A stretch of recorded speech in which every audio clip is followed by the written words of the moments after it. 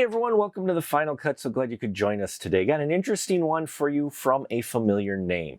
Justin Feeney, who gave us Axeman at Cutter's Creek and Axeman 2, is back again. Wrote and directed a film with a wonderful name called The Haunted, The Possessed, and The Damned.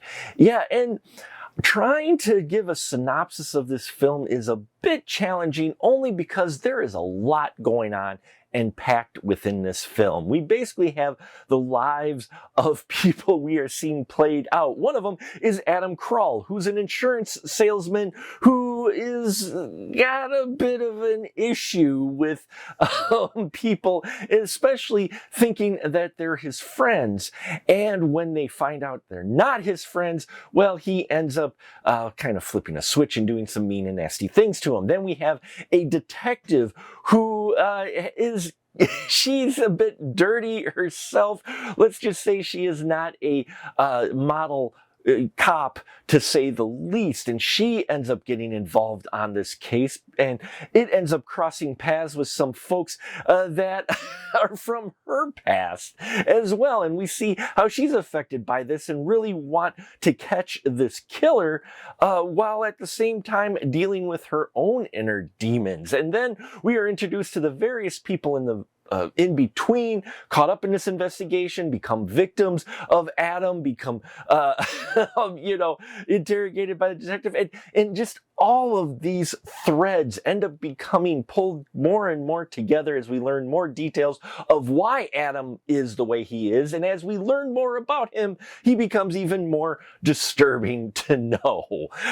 And that's, I know it's a bit tough, but this film is densely packed with a lot of characters, but it's handled very well. I love multi-threaded stories that are done properly, and Justin Feeney does just that. The Adam Kroll character is not just a one-note psychopath, though he's played beautifully by Tony Touche, the crazy. I loved how he played this character. Oh man, so creepy and so well performed. And you need that. You need that hook, that antagonist in this film that you really just do not like, but just his mere appearance, even when he's acting calm and cool with other people, shit's about to go down.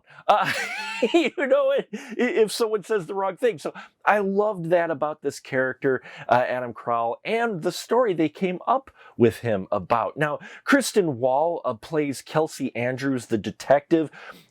Another great character, kind of pulled like this noir type angle where she's a detective that, yeah, she has a lot of inner demons, a lot of vices. She, not necessarily dirty as on the take, but let's just say her practices aren't exactly by the book for a police detective, and she knows of other cops that aren't really on the up and up in the department, and there's a whole lot going on with her story. And so that's what I liked, is that this is a complex story that has a lot of moving parts, but Justin Feeney's able to take these parts, put them together into a complete picture, and done well if you pay attention and follow along. Now, there's some wonderful familiar faces that show up in here, including Brink Stevens. Always great to see Brink on the screen, as well as Jessica Cameron shows up in here. Loved seeing them in these roles. They're in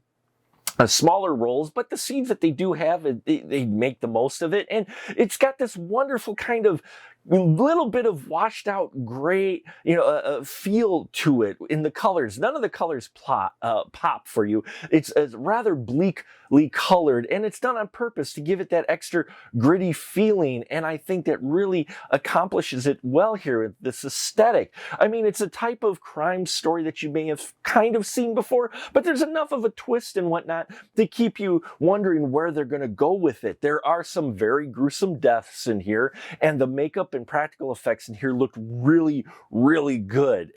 I loved the look of the makeup effects and the practical effects in here. And even what they do with the Kelsey Andrews character, just seeing what, where they go with her, was also something that keeps you invested in this film. It's not action-packed, but it definitely has this creepy atmosphere and a lot of things that you'll need to pay attention to. So The Haunted, the Possessed, and the Damned is out now on Vimeo. I think it's worth a rental if you like your crime horror thrillers.